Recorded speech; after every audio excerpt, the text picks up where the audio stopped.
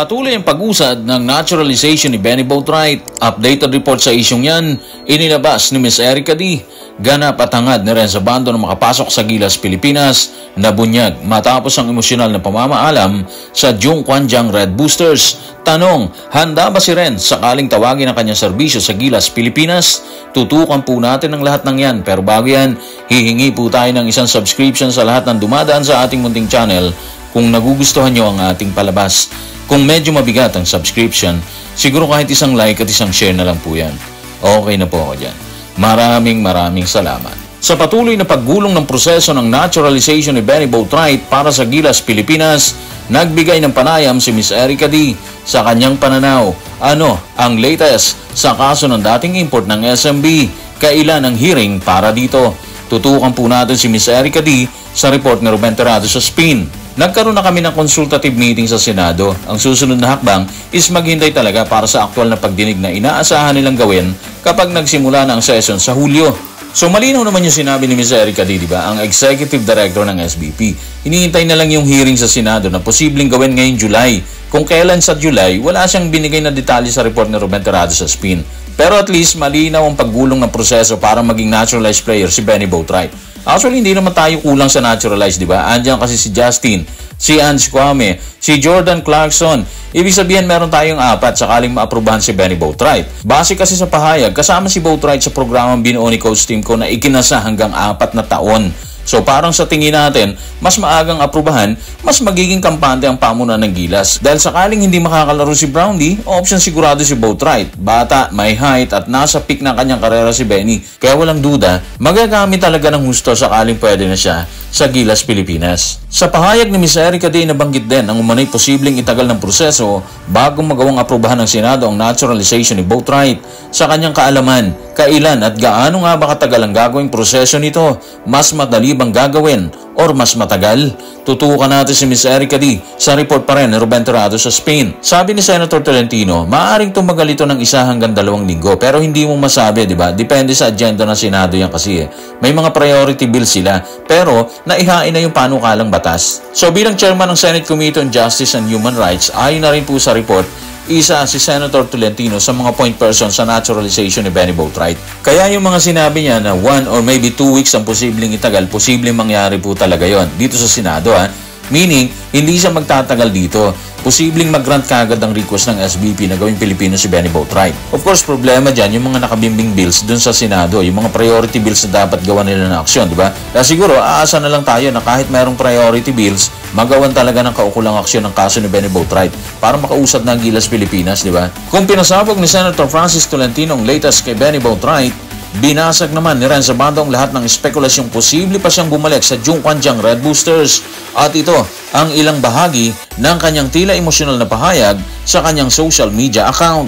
Tutukan natin ang sinabi ni Renz sa kanyang official Facebook page. Sa Red Boosters, salamat sa pagbibigay niyo sa akin ng pagkakataong hayaan akong ipakita ang aking talento at hilig para sa laro. Salamat sa pagtitiwala sa akin. Hindi ako magiging ganito ngayon kung hindi dahil sa inyo at hindi dahil sa pagkakataong ibinigay niyo sa akin. Hindi ko matatanggap ang ganitong uri ng respeto na nararanasan ko ngayon. Isang magandang 2 taong biyahe ito para sa akin. Parang roller coaster ride na maraming ups and downs. Pero ganun pa man, marami akong natutunan. Hanggang sa muli nating pagkikita, ang inyong Zhongguanjiang Red Booster number 12 ngayon ay nagsa-sign off. Grabe, no? Ramdam mo talaga yung emosyon na nilaan ni Renz Abando sa kanyang liham para sa Zhongguanjiang Red Boosters. Makikita mo rin dun yung respect na binigay ni Renz sa dati niyang koponan. So para sa akin, deserve naman ng Zhongguanjiang Red Boosters yun. Katulad ng sinabi ni Renz, napakita niya yung kanyang galaw sa KBL. Dahil din sa team, parang ang laki ng respeto ngayon ng fans sa kanya, di ba? Hindi lang sa Korea, kundi maging dito sa atin. Kung sa commodity, parang mas tumaas yung value ngayon ni Renz Abando, mas naging popular at mas naging malaki yung kanyang value sa basketball. Of course, ando na yung galing kay Renz dati pa. Hindi siya kukuhanin ng anyang kay GC or Zhongguanjiang Red Boosters kung hindi nila nakita yun kay Renz. Pero aminin natin guys na mas tumaas ang kanyang pangalan mula nung maglaro siya sa KBL kumpara dito sa atin, di ba? So ano yung sekreto? Well, para sa akin, malaking tiwalang ibinigay ng coach at ng management sa kanya. Yun ang sekreto at dahilan. At ang resulta, isang blockbuster ng performance mula kay Lakay. Sa kasalukuyan ay wala pang balita kung saan siya mapupuntang liga at kupunan. Pero may isang malinaw na hangarin na isang Renz Abando, hangarin na makapaglingkod sa kanyang minamahal na bayan. Tanong, ano nga ba ang winiwis niya sa kasalukuyan? Tutukan natin ang report ni Homer Sison sa Spain. Gayunpaman, sa kasalukuyan, ang pinakamabuting hangarin ni Renzo Bando ay makakuha ng tawag mula sa Gilas Pilipinas para sa nalalapit na Olympic qualifying tournament sa Latvia. Natindi yung wish ni Renza, makapasok muli sa Gilas Pilipinas para sa nalalapit na OQT na gaganapin sa Riga, Latvia. Kung tutuusin, base sa pinakitang performance sa World Cup, deserve ni Renzo Bando makapasok ulit sa Gilas, di ba? Yung OQT, alam nating lahat na posibleng malaki magagawa niya doon sakaling mabigyan ng pagkakataon na makasama sa hanay. Yung ability niyang pinakita sa World Cup, sapat na yun para sabihin natin na isa pa para kay Renz, di ba? Pero sa ngayon kasi, bagamat hindi pa nagsasara ng pintuan si Coach Tim Cone, medyo mahirap sabihin na pwede pa. Yung hanay kasi nila ngayon, 14 players lang eh. Parang wala nang planong magdagdag si Coach Tim at SBP para in case na may aberya, may huhugutin kagad, di ba? Anyway, ano man ang plano ng SBP at ni Coach Tim Cone, nare-respeto naman natin yan. Mas alam kasi nila yung dapat gawin kumpara sa atin. Yung kagustuhan ni Renz na makasama sa hanay ng Gilas ay pasabog pa lamang ni Homer Sison, hindi nagmula kay Renz Bando. Pero kung si Renz o ang kanyang agent na si Mr. Marvin Espiritu ang tatanungin, ano ang katotohanan? Handa ba siya kung sakaling kailanganin? Tutukan natin na sinabi ni Mr. Marvin Espiritu sa report ni Homer Sison sa Spain. Handa siya kung kailangan.